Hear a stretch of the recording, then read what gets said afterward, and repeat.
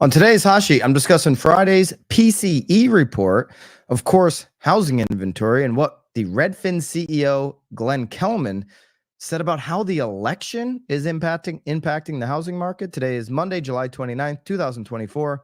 I am Byron Lazine, and the Hot Sheet starts now.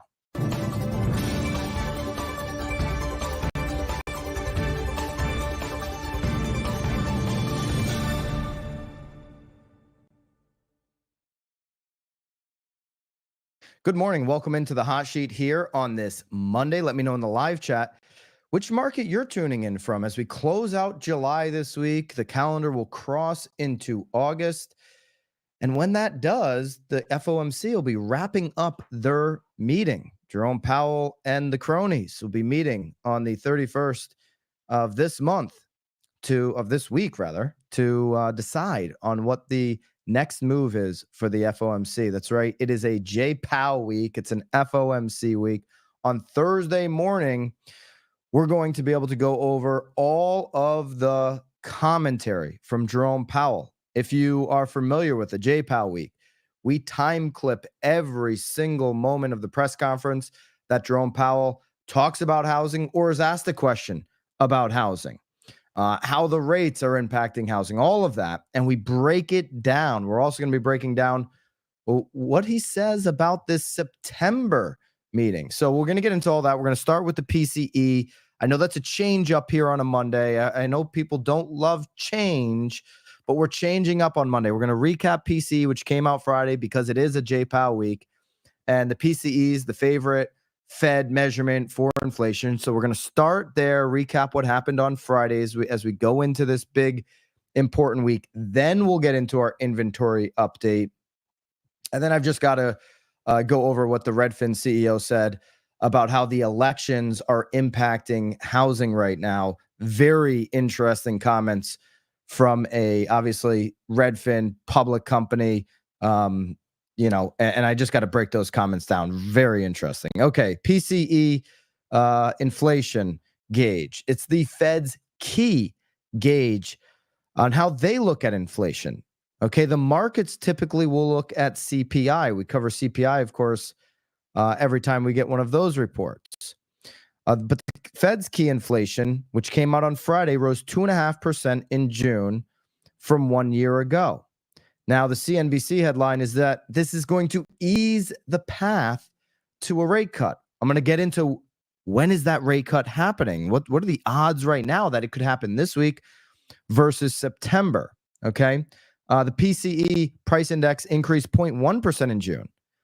That was up to 2.5% from a year ago. Now, big news here is this is in line with expectations or even beating expectations, depending on how you look at it. Core inflation rose 0.2%, 2.6% on the year, also in line with expectations.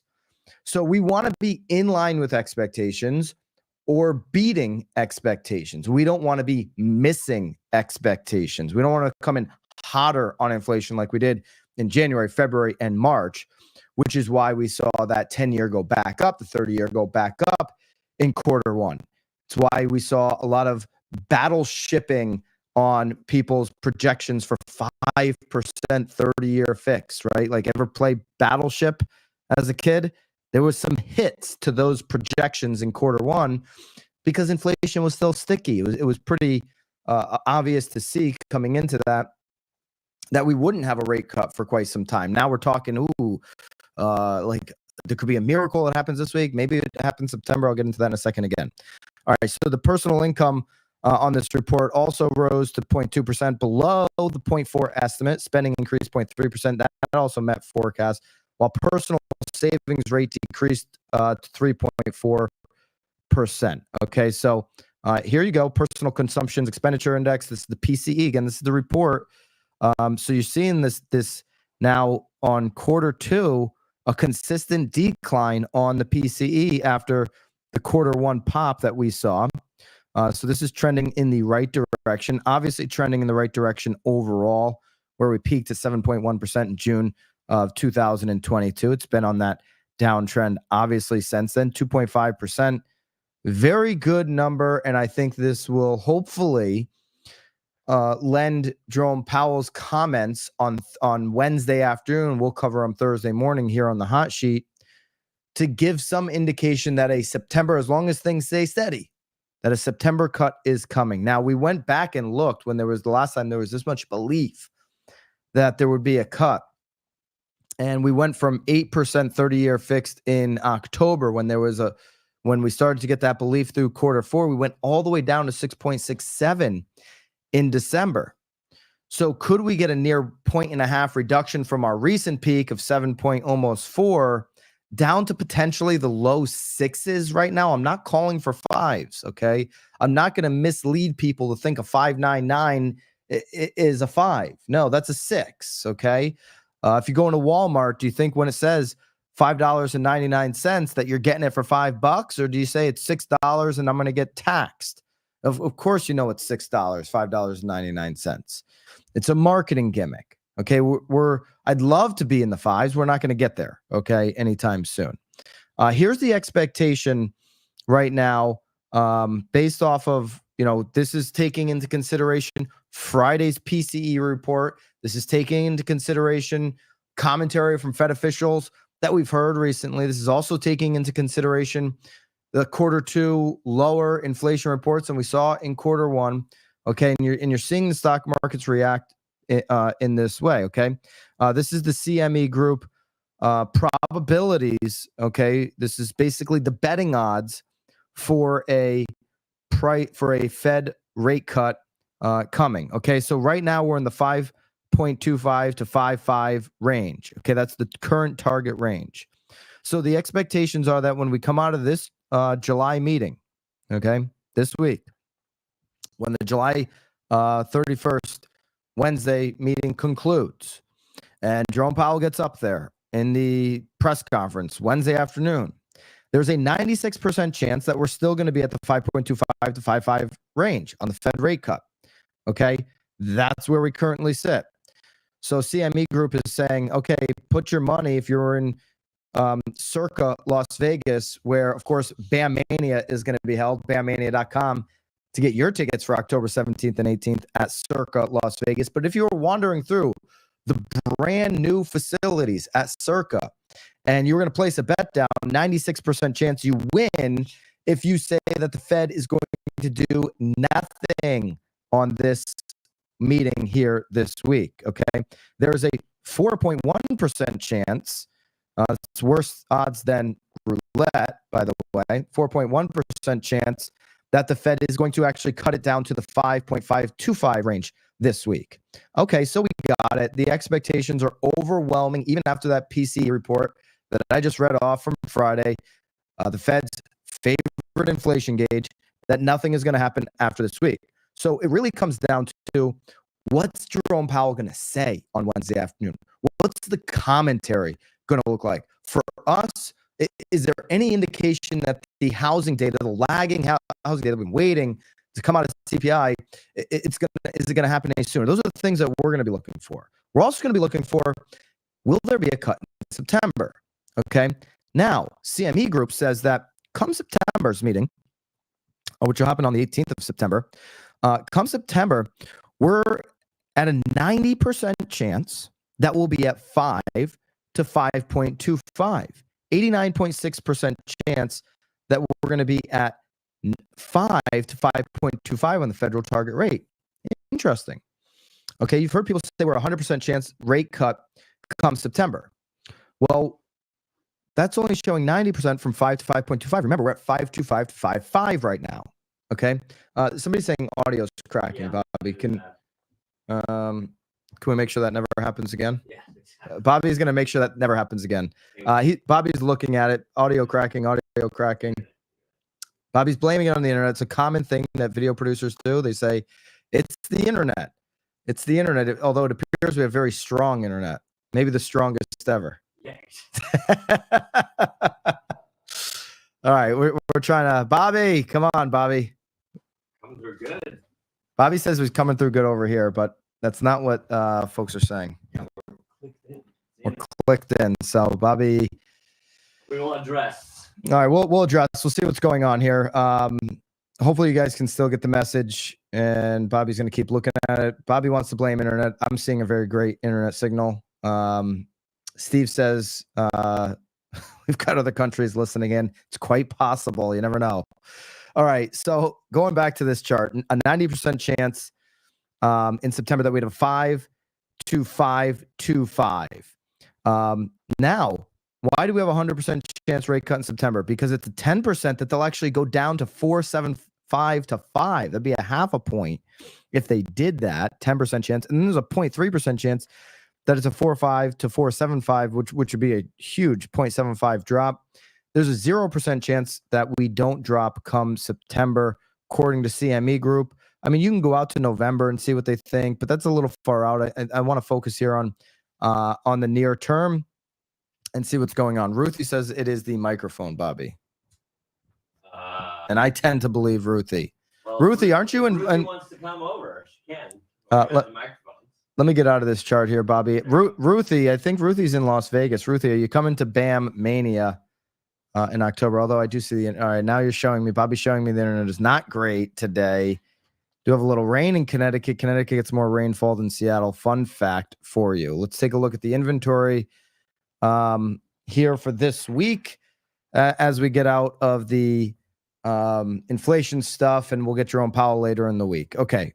As we look at it in the beginning of every single week, the Altos report on inventory did grow this week.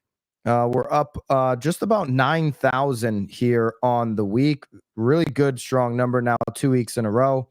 We're up to 677,000 on active inventory here, according to Altos research. Last year at this time, we were at 485,000. So you're talking about 200K plus on active inventory across the country. We are at the annual peak right now, or this year's peak inventory. We're really charging towards it. I want to get to that 750,000 plus, which is where we started at some point this year. I want to get there. So where we started 2020.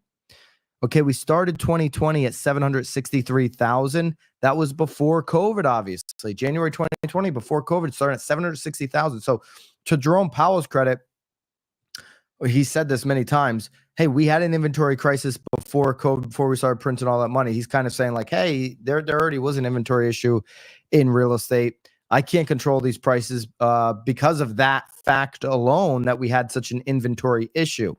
I'd love to get back to pre-pandemic levels on active inventory. It's going to help with the affordability issue. I'm going to talk about affordability here in a second, especially when I get to those election comments from Glenn Kelman, the Redfin CEO. Very interesting commentary there. But we're at 40% more inventory than this point last year. This point in 2020, obviously, we were on a nosedive down as the second half people started to come out of their basements literally and start shopping real estate in late 2020 and second half of 2020. So we're well above 2020 levels, 40% more than last year on inventory. Inventory starting to inch back towards normal levels. Obviously, you can see the chart well off of 2019, 2017, 2018 levels for the same time this year. You know, we're talking July 18, 955. That's almost 300K more. 972 in July of 19. That is 300K more. So there you go. That's the inventory, active inventory according to Altos research. Obviously, if we're gonna continue to get more active inventory this year, we've got to get more new listings. Okay, we had 68,000 on new listings. Is still well below historic norms where you could expect 80, 90,000 in a week. 68,000 does beat 61,000 from last year. You can see this really dark line. We've almost at every point beat last year.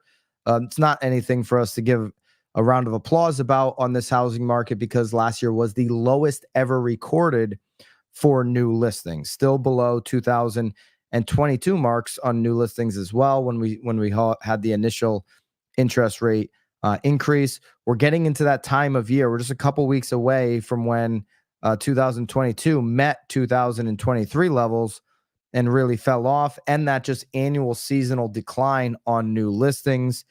There might be something else later on this year that could slow new listings down. I'll get to that in a minute. But new listings right now, you've got a couple more weeks, a month and a half, 2 months of capturing the majority of the new listings for the rest of the year before you get that seasonal decline. November, December is always a nosedive on new listings, really mostly to do with obviously holidays, winter, all those different types of things that people consider when listing their home and when the right time to do it is. Percent of properties with a recent price reduction, we're currently trending at 39%. That's above 22 and 23 levels this time at this time from year to year. Obviously, a normal, we say this every time, normal market will see anywhere around 33% on price reductions. So we are trending above normal on price reductions right now. We're trending to really low levels on pending home sales, 381,000 current contracts pending.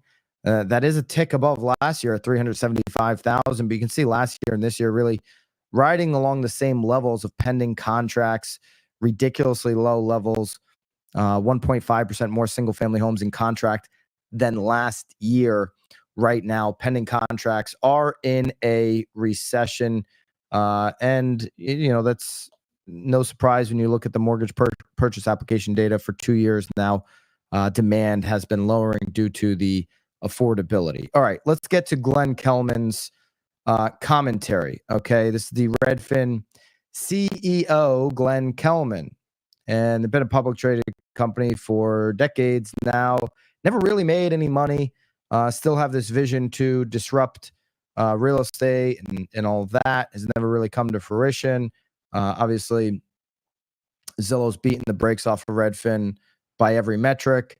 But they're still out there and they're still moving, and Glenn Kelman is still getting headlines. The Redfin CEO says in a Fox Business headline that the housing market is in a funk as homeowners weigh election uncertainty. So they're either taking them completely out of context, or this is a pretty radical comment that real estate's in a funk because buyers are weighing election uncertainty.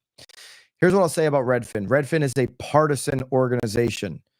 They are more of a political activist than they are a company who is really trying to go out there and support homeowners or home sellers or real estate investors.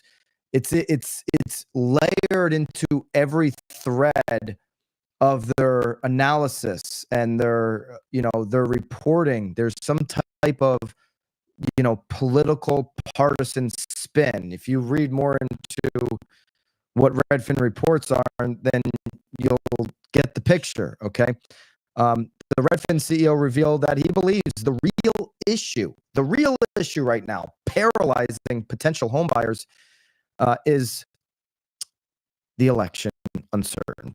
Even though interest rates have dropped 20 to 30 basis points over the past few weeks, it's gotten a little bit more affordable. We've seen that in the average mortgage payment. We're still seeing homebuyers on the sideline. I totally agree with that, Kelman. Despite the economic hardships homebuyers have faced, Kelman predicted that the U.S. critical presidential election is the real issue why buyers are being shelved.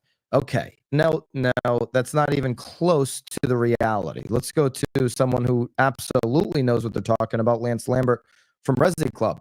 The fact that existing home sales are hovering around multi-decade lows shouldn't surprise anyone. And we just looked at the numbers. It's been going on for 2 years. Existing home sales, total transactions have been in a recession. Housing's been in a recession for 2 years. The minute the rates ratcheted up through the roof, transactions plummeted, and over the last 2 years, demand has plummeted as affordability has gotten out of control. Lance Lambert in his recent tweets goes on to say, housing affordability is cooked. Okay, Lance isn't coming on here saying, geez, I think homebuyers are really distraught about potential an assassination attempt, and then the president dropping out of the race and the vice president now being the nominee for the other side, and this debate and that debate. Buyers aren't saying that. When buyers need to buy a home, they buy a home. When buyers can afford to buy a home, they buy a home. Okay, what I do believe I'll tell you what I do believe elections are impacting here in just a minute. But what's really impacting the home buyers in this market is housing affordability. It's cooked. Very good copywriting there by Lance Lambert.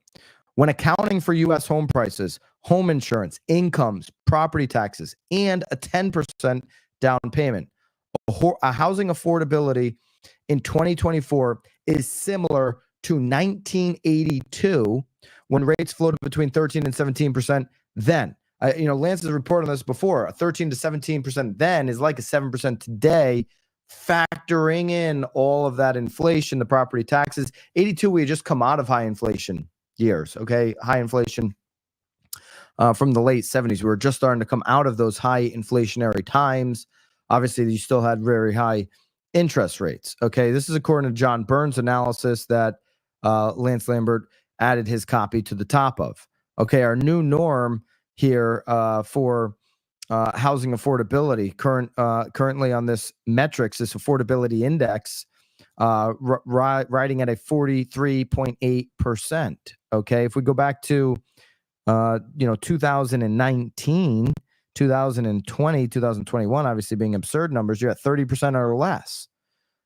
So it's housing cost income ratio has more than doubled since that time frame. And so Glenn Kelman, he's just trying to grab a headline because it's very rare that people pay attention to Redfin.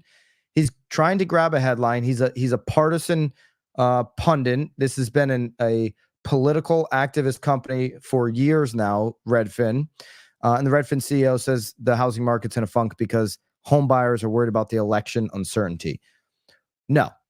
What you see, and we talked about this on Knowledge Brokers podcast. Bobby, if you want to link up Knowledge Brokers podcast from Friday, we had the band back together, myself, Lisa Chinati, and Tom Toole. Put that in the live chat. You can put it into the replay chat as well. On Knowledge Brokers podcast, we went down and broke down some Keeping Current Matters charts on election, on what happens during an election year. Okay, what happens to real estate during an election year historically. Okay, this is obviously this comment of what he thinks is happening right now is, to me, it's a wildly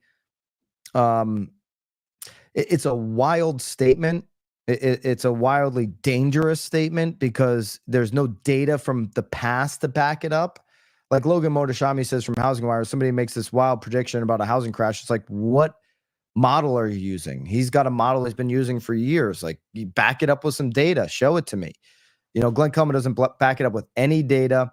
And what we talked about on KBP, on Knowledge Brokers Pod on Friday, was that you may see as we get closer to the election, and I've seen this in almost every presidential election year, home sellers ask the question, hey, should I list now or should I wait till next spring? Is there a benefit to me waiting until next spring?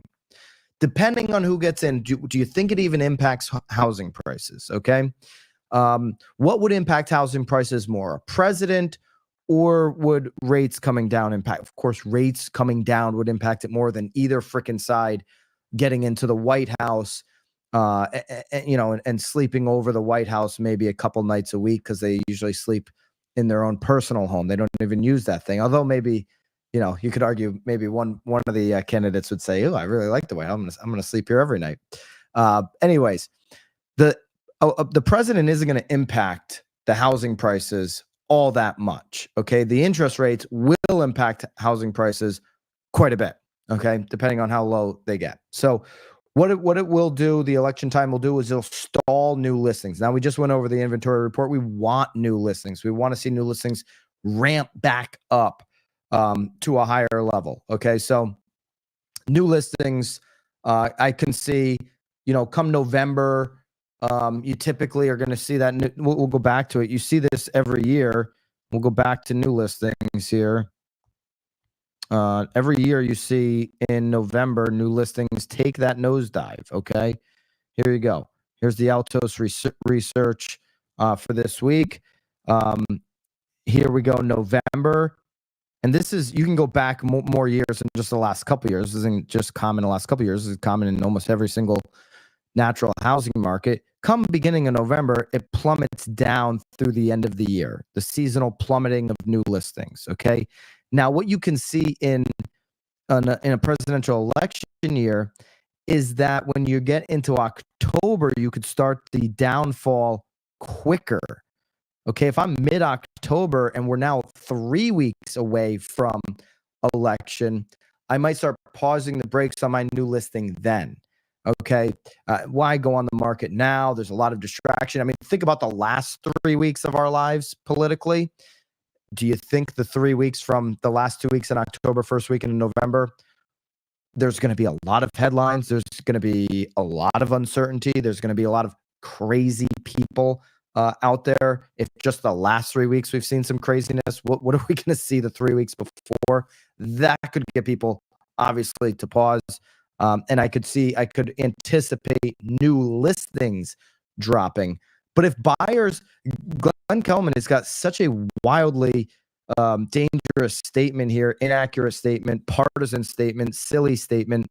Because if the rates get down to the low sixes right now, based off of what the Fed does, you're going to see home buyers flood the market, come off of the sidelines in big numbers and get into the housing market based off of that. So not really sure what he's talking about. This number right here is absolutely what I'm talking about. We're finally seeing a 10-year come back down under 4.2 after being above 4.2 all of last week. So we're currently coming to this week at 4.17. I could anticipate we get back down under 6.8, maybe down to 6.75 again on the 30-year fix when we get the daily survey today. We ended the week last week at 6.86. That was off of the high of the week on Thursday for 6.91. The weekly came in at 6.78. Maybe we start trending back towards that number here on the daily survey, which would be incredible. It'd be also just as incredible to see you in Las Vegas in October the 17th and the 18th at BAM Mania. BAMmania.com is where you can get your ticket. BAMX members, you all get 25% off the lowest level, whether it be general admission or the VIP experience, which is for the 2 days. The VIP experience gets you into the mastermind on the 17th, as well as VIP perks throughout the event. BAMX members, you get 25% off of each level. If you want to become a BAMX member, get access to the hot sheet show notes that we release every single day we do this show, as well as all of the slides. Use code HOT to get your discount into BAMX. And then once you become a BAMX member, go ahead and get your 25% off of the BAM Mania ticket. That's the biggest hack in real estate for agents of change. As we move forward, we are a couple days into left in July, going into August, where we have that August 17th date looming. Be a leader as we meet the moment and an agent of change. All right, guys, I'll see you in the comments for sure. And I'll see you back here tomorrow, 9:30 on the East, 6:30 on the West. The only live housing show on the internet is the Hot Sheet. We do this every Monday through Thursday. Make sure you hit subscribe here if you're watching on YouTube. And thank you so much for being subscribed, those of you that are. I'll see you again here tomorrow morning. Until then, toodaloo.